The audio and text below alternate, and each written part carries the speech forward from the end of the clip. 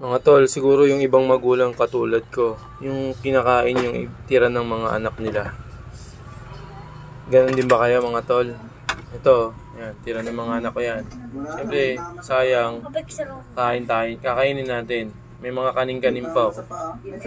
Ayun o. Ganyan. Yan.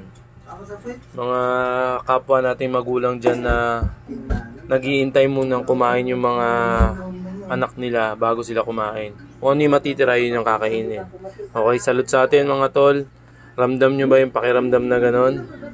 Kaya, yun. Dati hindi ko pa maintindihan. Ngayon, naiintindihan ko na. At masarap din sa pakiramdam na yung pagkain nila, kinakain natin. Kasi sayang, di ba, nakakapanghinayang. Kaya, salute sa atin mga tol.